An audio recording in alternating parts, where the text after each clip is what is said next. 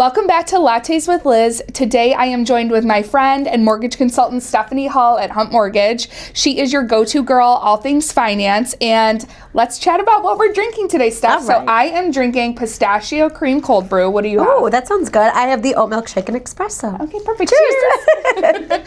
Okay. So, Steph, today I want to chat about what does getting pre-approved look like. We deal with so many first-time buyers, people who are just interested in the process. So let's dive in. Tell me a little bit about what that process looks like. Yeah, for sure. So someone getting pre-approved, there's, a few different aspects of things that we look at. It's, in a sense, their financial profile. So what we would do is pull up a credit report to see their credit score. That's going to help determine different programs that would be available.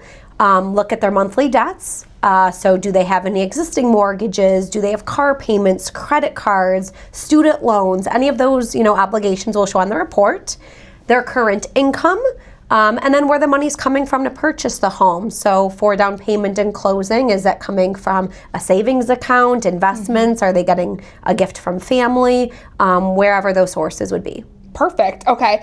And when is a good time to start the process for a buyer? Yeah, so there's never really a time that's too early in a sense. Sometimes I think a buyer will call saying, my goal is to purchase a house by the end of the year. I'm not ready to start looking at a house today, but I've never done this. Like, where do I get started? So that process can be started at any time. Maybe there's a few things that a buyer wants to tweak or improve. That way, when they are ready to start that search, they're ready to go. But as far as pulling that credit report, it's good for 4 months. So once that's pulled, it would go through the closing, depending on how long it takes to find. Sometimes we do have to pull that second report. Sometimes a buyer finds a house quickly. Sometimes it takes a few months.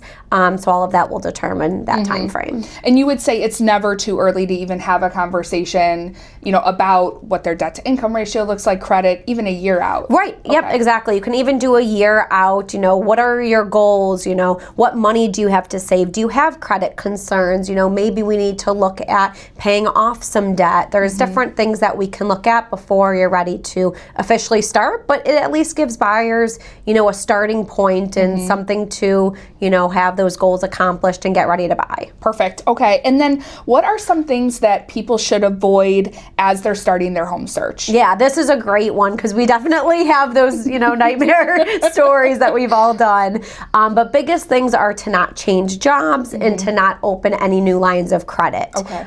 So don't get a new, credit card. Don't go car shopping. Sometimes those situations do happen. Maybe someone gets a great job opportunity. But the biggest thing I can recommend is, calling myself or your mortgage consultant and, kind of go through that what if scenario. I was offered this fantastic job opportunity. How would this affect my qualifying? So at least, the buyer knows beforehand, how things would be affected rather than being in process and all of a sudden, we have to figure it out or maybe it's a deal breaker, but at least they have that information up front. Perfect.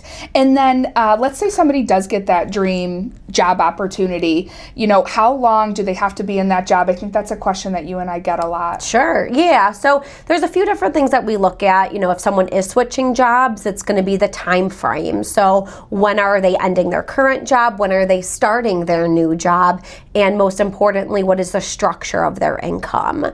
So I think sometimes a buyer will think, this is a great job opportunity. I'm going to make more money. Why is it a concern? But it's more the breakdown of the income. Is the new job a salary? Is it paid commission? Because all of that can affect qualifying. But as a general rule of thumb, if we were to have like a job offer letter stating that information, we can use that for the pre-approval and then get the first pay stub, during the process. Perfect. Okay. If you guys have any other questions on how to get the pre-approval process started, Stephanie's info will be in my bio.